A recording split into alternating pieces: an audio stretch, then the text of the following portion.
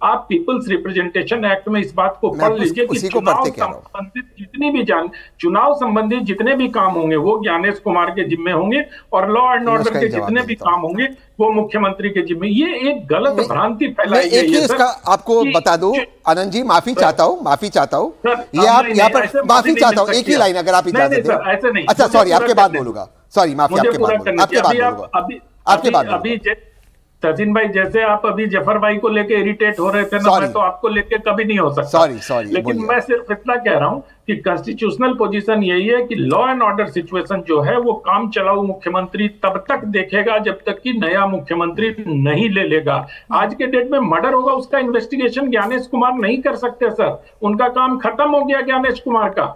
और आज अभी तृणमूल के प्रवक्ता कह रहे थे कि 2,80,000 सेंट्रल फोर्सेस हैं, वहां सिर्फ 600 कंपनियां और एक कंपनी में 100 से लेके 250 सोल्जर्स होते हैं। आपको पता होगा तहसीन भाई, उस हिसाब से 1 लाख के करीब, 1,20,000 के करीब वहां फोर्सेस मौजूद है। हाँ। चप्पे चप्पे पे तैनात नहीं हो सकती। आनंद जी मतलब सिर्फ इतना है, आनंद जी मतलब सिर्फ इतना है कि अपने बड़बोलेपन की वजह से भारतीय जनता पार्टी फंस रही है अब।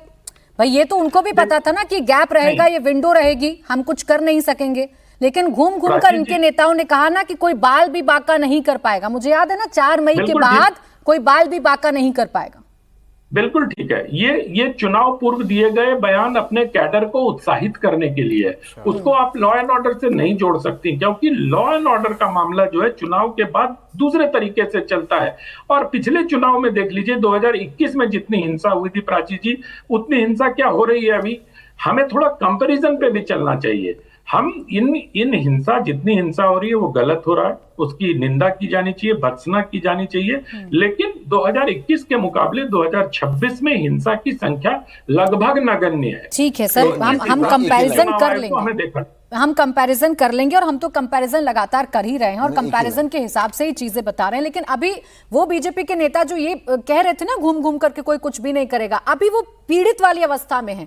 अब वो कह रहे हैं कि भाई ये जो हो रहा है ये साजिश के तहत हो रहा है। तो ये साजिशें आपको पहले से पता थी और इसीलिए बस बीजेपी से सवाल है, बाकी वो सरकार में अभी नहीं है, हमें पता है। जफर जी आपकी कोई अकाउंटेबिलिटी नहीं है। आनंद जी अभी मुझे एक लाइन दे दीजिए, मैं तो आपसे कभी भी नहीं इरिटेट हो सकता हूं, तो मुझे एक लाइन दीजिए। वो पीड़ित इसलिए बोल रहे हैं कि कॉन्स्टिट्यूशनली अभी भारतीय जनता पार्टी के पास कोई अधिकार नहीं। बोले तहसीन जी जल्दी, फिर फराज। आनंद जी, जब एक केयर टेकर सरकार आती है, वो कोई भी मेजर ट्रांसफर, और आप मानेंगे कि डीजीपी का ट्रांसफर, पुलिस कमिश्नर का ट्रांसफर मेजर होता, वो कोई भी मेजर फैसला केवल और केवल रूटीन डेली एडमिनिस्ट्रेशन जब चुनाव के वक्त चलता, उसके अलावा कोई फैसला नहीं ले सकते।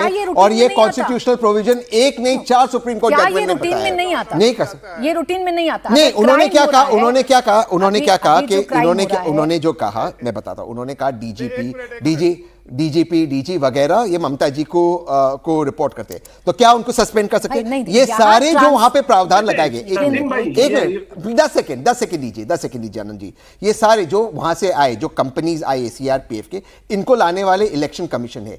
रूटीन में जो सरकार टेम्पररी है उसके पास कोई अधिकार नहीं था इन कंपनीज को हटाने को। इनका जो विड्रॉल ऑर्डर, आप बिल्कुल सही कहते हैं, अब कम कंपनीज तैनात है, वो ऑर्डर भी मिनिस्ट्री ऑफ होम अफेयर्स ने दिया, ना कि ममता बनर्जी ने। क्या ममता बनर्जी उनको निकाल सकती है? अमित शाह जी निकाल सकते हैं, की बात तो कोई अमित शाह जी निकाल सकते हैं, इसलिए अमित शाह जी को रिजाइन करने की बात कोई कर नहीं रहा ना। मतलब सस्पेंड करेंगे, ट्रांसफर पोस्टिंग करेंगे, तभी पश्चिम बंगाल की कानून व्यवस्था ठीक होगी। तो और क्या करे?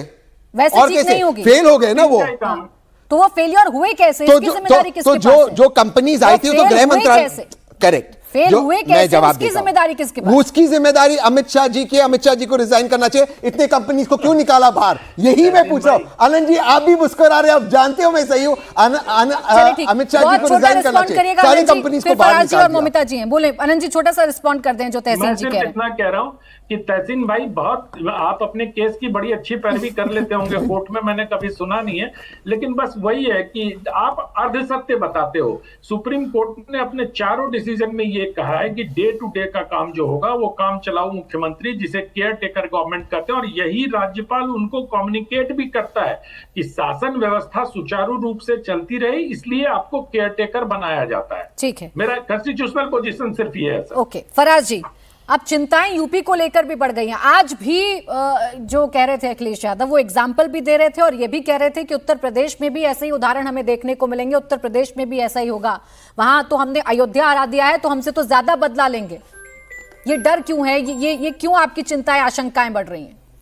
देखिए प्राची जी, होता क्या है कि आप अपने पास्ट से हमेशा से सीखते हैं। आदरणीय राष्ट्रीय अध्यक्ष आदरणीय अखिलेश यादव जी ने कुंदरकी का एग्जाम्पल जो है वो पूरे देश की जनता को दिया कि किस तरह से प्रशासन का इस्तेमाल करके कुंदरकी में हमको बाय इलेक्शन में हराया गया। आदरणीय अनंत जी ने एक बात कही, इनका बड़ा सम्मान है, बड़े सीनियर जर्नलिस्ट हैं। अनंत जी ने कहा कि जो इलेक्शन से पहले ऐसी बातें की जाती हैं तो वो अपने काडर को उत्साहित करने के लिए की जाती हैं। तो जो भावी मुख्यमंत्री हैं बंगाल के, उन्होंने अनंत जी 2 स्टेटमेंट और दिए थे। एक उन्होंने कहा था कि चुनाव जीत करके कोई भी मुसलमान अगर विधानसभा में पहुंचेगा तो हम उसको विधानसभा से बाहर फेंक देंगे। मैं उसमें जोड़े दे रहा हूं, भाई जाहिर सी बात है अगर चुनाव जीतेगा तो लोकतांत्रिक तरीके से जीतेगा। तो ये किसको उत्साहित कर रहे थे भावी मुख्यमंत्री जी? नंबर 1। नंबर 2, इलेक्शन हो गए, वो मान लिए मुख्यमंत्री बन जाएंगे, तो क्या संविधान उनको इस चीज की इजाजत देता है कि वो कहते हैं कि मुझे एक समुदाय ने वोट नहीं दिया तो मैं उसका काम नहीं करूंगा? ये किसको उत्साहित करने के लिए बोल रहे थे? तो होता क्या है आनंद जी कि आपको एक कहावत है, पूरा कर लें दी, एक कहावत है हमारे यूपी में बड़ी मशहूर है कि सूप बोले तो सूप बोले, चलनी बोले जिसमें 72 छेद। तो भारतीय जनता पार्टी के नेताओं के मुंह से ये सब बातें बिल्कुल भी आनंद जी अच्छी नहीं लगती हैं।